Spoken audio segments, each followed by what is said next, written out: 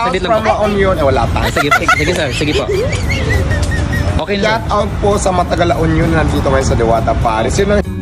Ayun nga guys, sinunod lang namin ang sinabi ng Waze. Nandito na po kami sa Jokno Boulevard dito sa may Pasay, na kung saan tagpuan ang paresan ng nag-iisang diwata ng Pilipinas, si Diwata. Ito nga ang kanyang bahay, yung nasa unahan bahay niya iyon. At agad naman kaming inlalayan ng kaniyang mga tauhan, yung mga parking boy. Buti na lang dito kami sa may unahan. Dito kami nagpark. Actually guys, may bayad po yan. Pay parking. Hindi po siya free.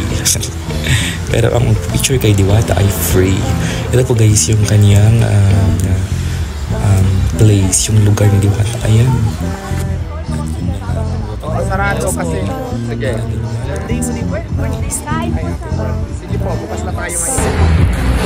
Shout out and happy birthday! Ano pangalan? Diba nga sabi ko sa Natasha, inyo, happy birthday. Maraming salamat kay Diwata. At ito na nga, pamanap na kami ng aming place. At yung nakahanap na kami, agad naman akong umorder na sa kanyang mga menu. And iyon, nakita ko yung mga menu niya is affordable naman siya. At parang konti pa lang naman yung mga tao dito. Kasi nga, ang time na yata ito ay mga 3 p.m., 3 to 4 p.m. At dagsaan pa rin naman ang mga tao doon sa kanyang lugar. Ayan po yung mga tao. Kinulan ko po siya kasi ayun nga, kung dati pinipilahan, ngayon pinipilahan pa rin naman. Malinis naman po. Asan? Ay, ang ulo. Ay, wala. At talaga namang nag-ikot-ikot ako sa kanyang mga paninda. Ayan.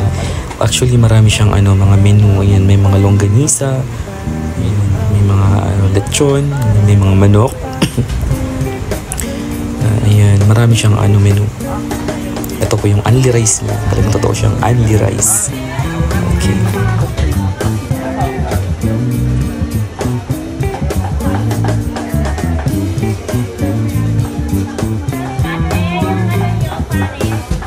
This is it. Binigyan na nila ako ng stub para sa aming free drink.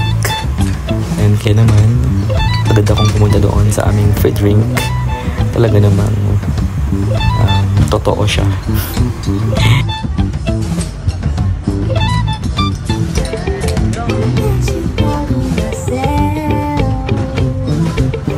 At nung binigyan sa amin ang aming mga order, agad naman kami pumunta doon sa may rice station and sa Sabaw station. Ayan, talagang masarap. Actually, masarap din naman.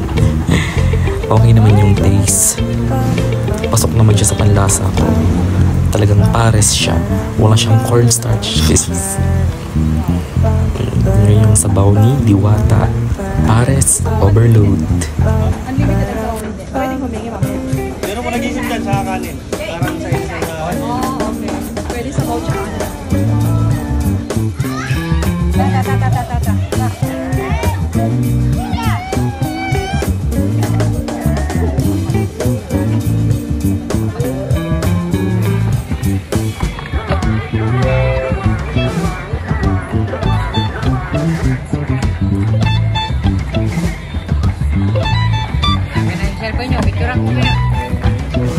Actually guys, dito pares nakit ko kumarumkam. Mayat kumarumkam isuna. Nung dito nga lang namin, nag-lunch ako ng isuna. Grabe, ano ko nga naibos talaga dito inapoy ko. So dapat na umay ka dito talaga nga as in na mabibisinan ka kasi at least mga talo nga tumpok iti inapoy kat maibos mo kin masulit mo dyan bayad.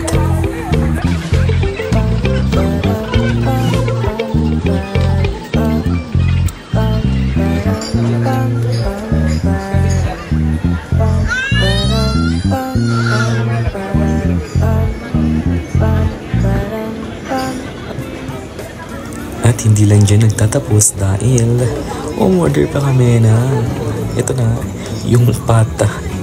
Di ba mas na kami nagbibisin. Nung titutusan na ito, in take out yung malaang tami, kaya na ako may bisin. O, di ba kahit sa sulok, may nagpapapicture kay Diwata.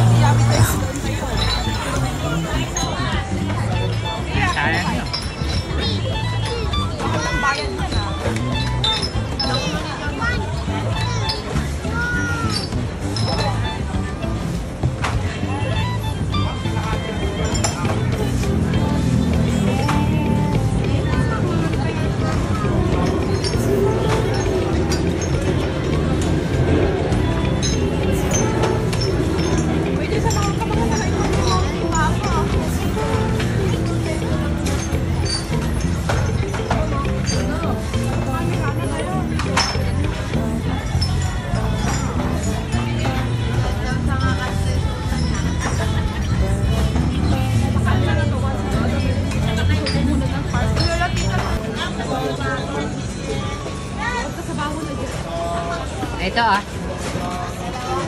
Ayoko na. Eh, sige, kuha ka na lang dun. O, di ito na lang kung kalahati. Init pa naman ito. Ay, Tito na nga, pauwi na kami sa pwesto ni Diwata. Kaya naman, see you on my next